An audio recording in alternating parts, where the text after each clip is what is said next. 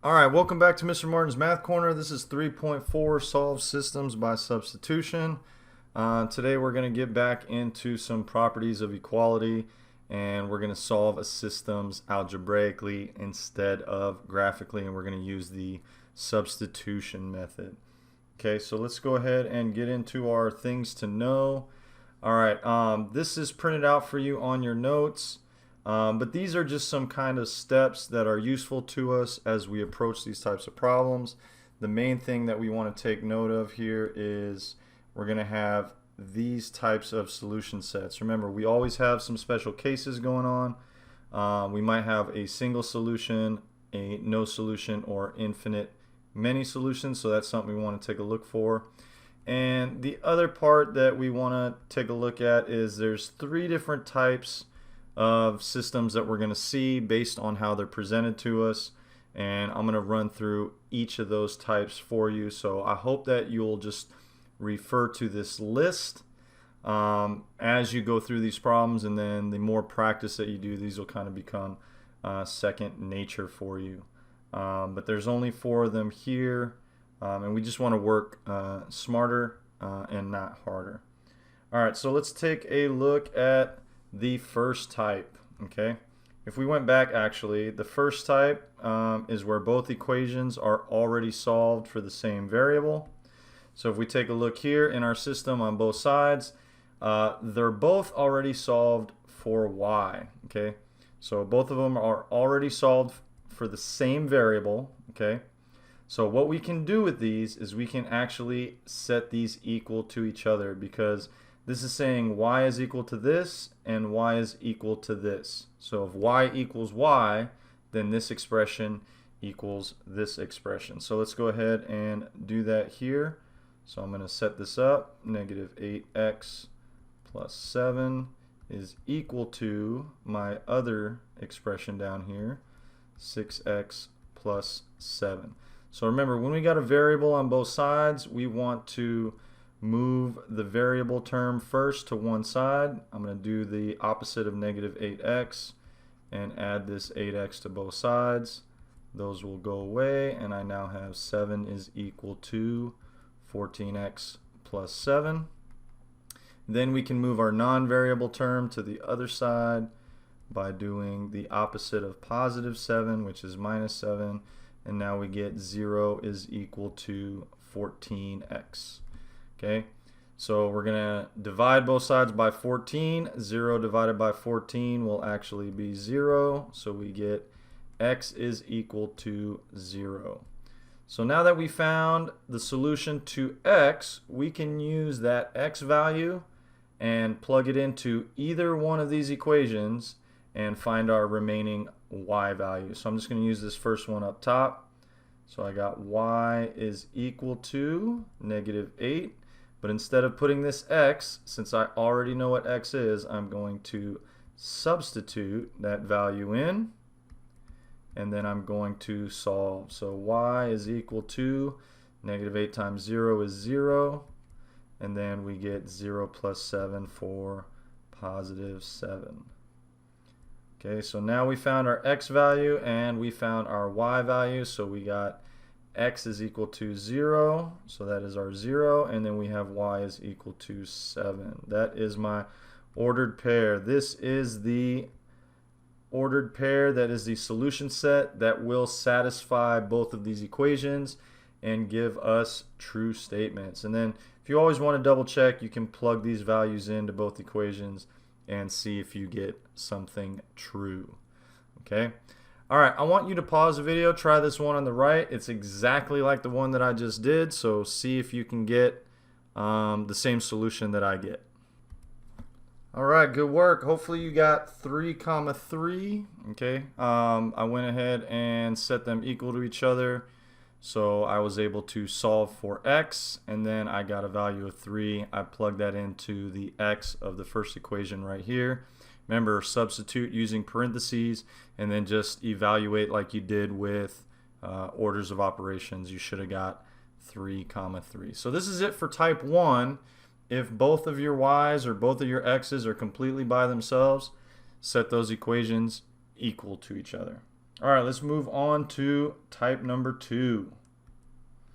Okay, so type number 2, all right, if we go back and look at our list, one equation has one variable already solved for. Okay, so if we take a look at both, look at the first one. Is any of the variables by themselves? No, they are not. Second equation, yes, the y is by itself on the second equation, and then it's the same with the second example on the side. So I'm going to do this first one with you guys, and then I'm going to have you do the second one. So since y is already solved by itself, we want to take this expression, right? We know that y is equal to 2x minus 11.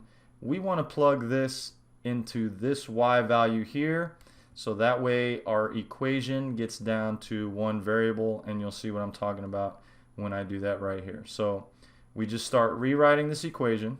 So we got negative 4x minus, okay, but instead of saying y, we're going to say what y is equal to, and y is equal to 2x minus 11. Remember, you want to use this parenthesis because some of your signs might change. And then the rest of this first equation is equals negative 13. So now if you look across the new equation that we wrote, do you see two variables? No, you do not. You only see one. And once we get down to one, that means we can solve. So let's go ahead and solve. We've seen things like this before. We go ahead and distribute. So this negative 4x drops down. We're going to distribute this negative across. So this is minus 2x. And then we got negative times negative for plus 11. And then this equals negative 13. After we distribute, we look on the left. Do we have any like terms? We sure do. That's these two. So negative 4x minus 2x becomes negative 6x. And then we have this plus 11 is equal to negative 13. Okay, now we want to move our non-variable term to the other side. So we're going to do this minus 11.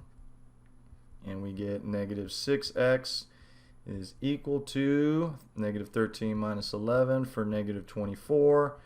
And we're going to divide both sides by negative 6 at the very end, and we get x is equal to positive 4. Okay, so now we have completely solved for x. And we can plug this x value into either one of these equations. Looks like the easier one to plug it into would be this bottom one, so I'm going to go ahead and do that. So we got y is equal to 2, but instead of x, we know what x is. I'm going to plug that in, 4, and then we got minus 11. So now we just go across the board. 4 times 2 is 8, minus 11. 8 minus 11 is negative 3. And now I have my ordered pair. So we can write that down here as our solution, 4 comma negative 3. All right, not so bad, okay? You guys go ahead, pause the video, try the next one. All right, good job, guys. I think you got it right. I'm counting on you. I got 0, negative 8, and you did too because you followed exactly what I did on the previous example. So take a double check at this work. If you didn't get it right, just watch or see what I did here and try and correct those mistakes moving forward.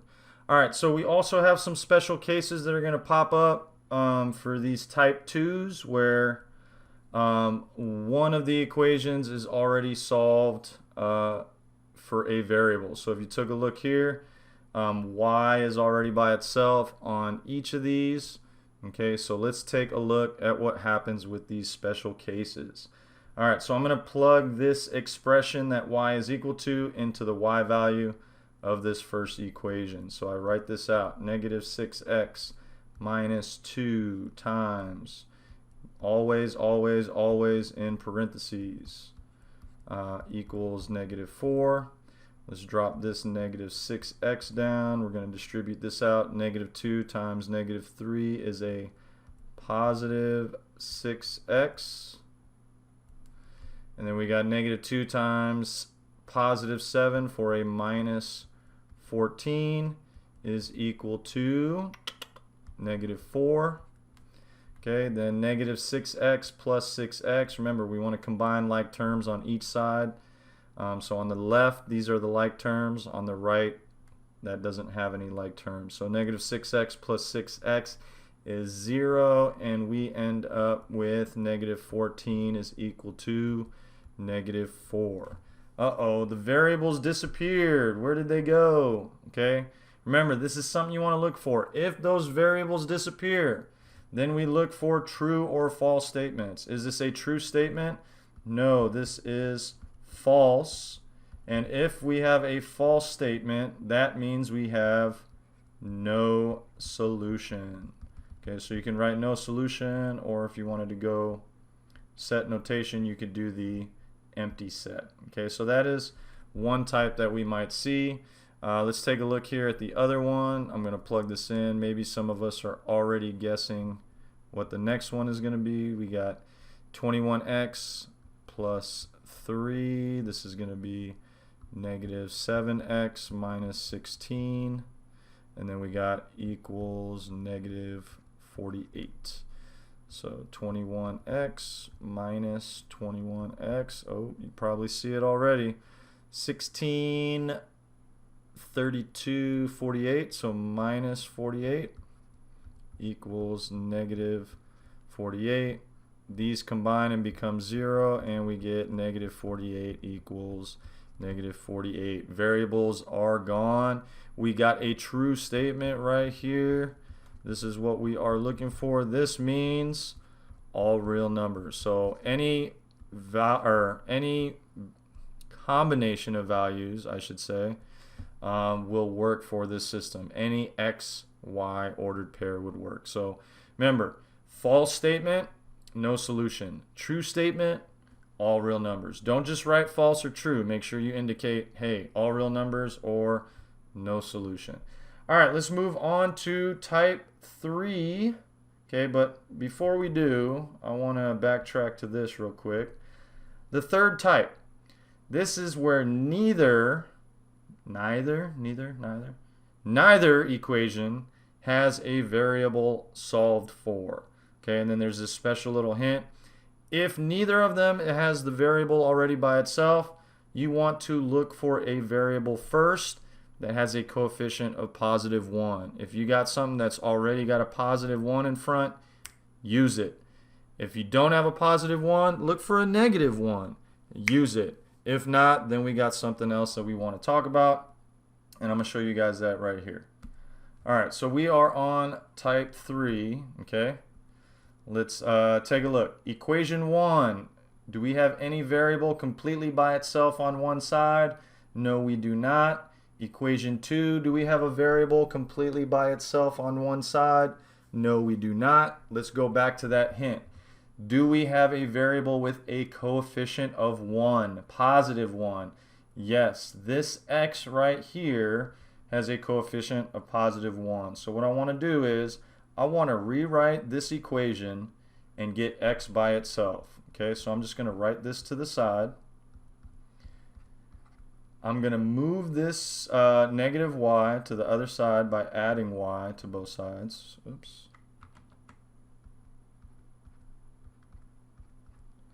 And now I got x is equal to y minus 12. Okay, so now I'm at that point where I got a variable already by itself.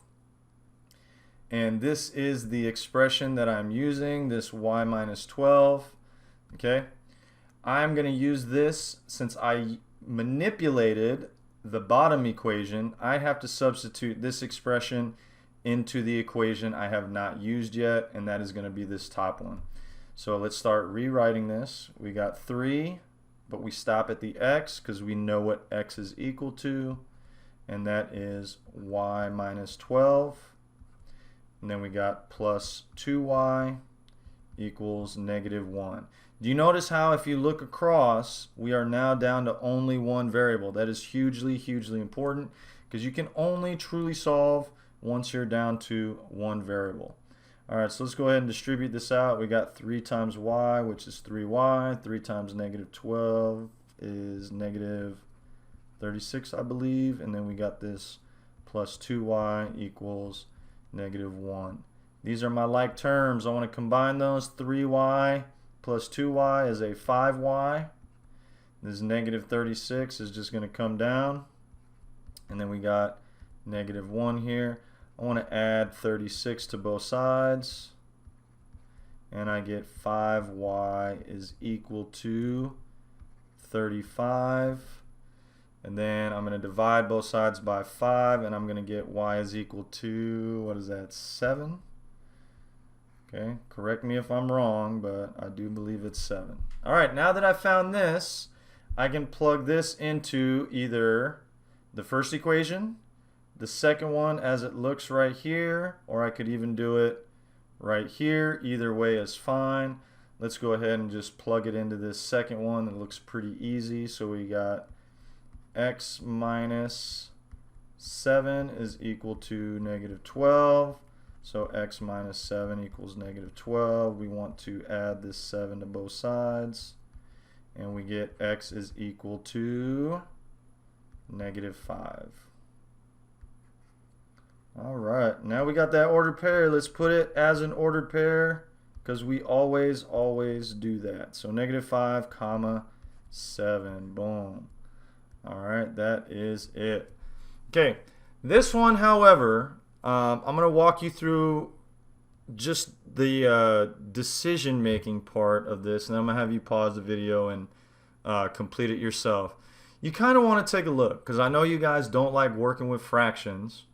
Okay, so if you decide that you don't want to work with fractions, always take a look at both equations. And this is where you want to make that determination. Do they have common multiples? If I end up moving something and I divide, will I end up getting a whole number or will I end up with a fraction? So let's take a look at this bottom equation right here. Okay, if we were to move this 6y to the other side, we would then get negative 6y plus 22. Now if I divide every term by 5, would I get whole numbers? No, I would not. Right? They would just be fractions over 5. Okay, so what if I decided to do keep the 6y and move the x over? If I divide everything by 6, will I get a whole number? No. So the bottom equation is not a fun-friendly equation to work with. Some of you might have already started noticing it as I've been talking, but this first one is. So let's talk about this one. Let's say I wanted to solve for y, right? And I take the 8y and I move the x term over because I want to get y by itself. To move this 4x, I would have to do a minus 4x. Would this help me out and not give me a fraction? Well, now I got to divide everything by 8. Negative 4 divided by 8, that's going to give me a fraction. So on this one, I don't even want to solve for y. I want to be very, very specific and actually solve for x because that's going to be the most friendly form for me to use. Okay, so I'm going to do that. So I'm going to rewrite this here. So we're going to solve for x on this one. Okay, and the reason we do that is because if we move this 8y, we're going to get 4x is equal to negative 8y plus 24. And now you can probably see it. Every one of these can be divided by 4, and we can get x completely by itself. So let's do that here. We get x is equal to negative 8 divided by 4 is a negative 2y. 24 divided by 4 is a positive 6.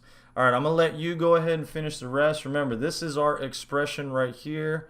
We're going to use this for x, but since we manipulated the first one, we need to plug it into that x right there. So go ahead, pause the video, and finish cranking this one out. All right, welcome back. Hopefully you got 2 comma 2, and you actually put your parentheses because I forgot to do that right here. Let's do that now. This is our solution, and it looks like it works. If we plug the 2 in for x, 4 times 2 would be 8. 8 times 2 would be 16. 16 and 8 is 24. 5 times 2 is 10. 6 times 2 is 12. 12 plus 10 is 22. This is our answer. So if you take a look, I actually plugged this y into the new equation that I wrote. This is the exact same thing as this. We've already solved for that, so we can use any one of those. They are all available to us. Alright, so hopefully you did well on that. If not, go back, rewatch this, see how we did them. Let's move on to our last piece. We got the type 3 special cases. Okay, remember that hint. Do we have any variable already solved for y that has a positive 1, or not solved for a variable that but has a positive 1? That is this one right here. So let's go ahead and rewrite this. So we got negative 8x plus y is equal to negative 1. I'm going to add this 8x to both sides. And we get y equals 8x minus 1. Okay, let's go ahead and plug this into the second equation, and we get 8x minus, instead of that y, we're going to put what y is equal to. 8x minus 1 is equal to 2. Remember, you want to distribute that, so we get 8x minus 8x plus 1 is equal to 2. Combine these, they go away, and we get 1 is equal to 2. And hopefully you can see that that is false.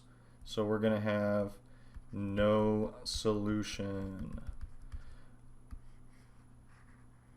And if you haven't guessed already, the other one is going to be our all real numbers, but let's take a look just to make sure. 4, 4, and 16, it looks like each of these numbers can be divided by 4. Same thing down here, each of these numbers can be divided by 2, so it doesn't really matter which one we solve for, but I'm going to solve for x on this first one. So let's minus this 4y minus 4y, and we get 4x equals negative 4y plus 16. Let's go ahead and divide everything by 4. We're going to get x is equal to negative 4 over 4 is negative 1.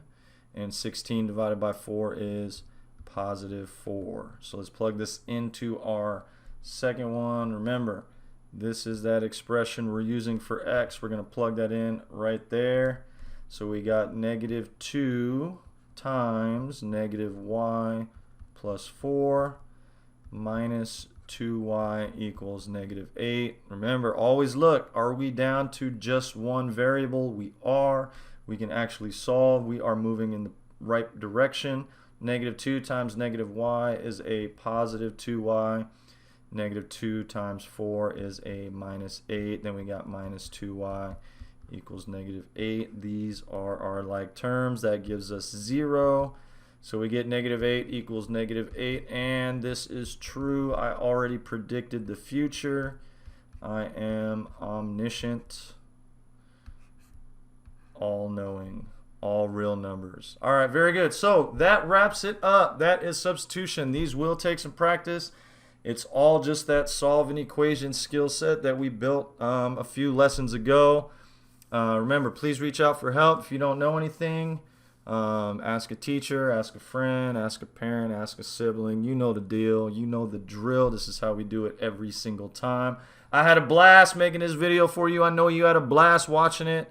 Until the next one, peace out.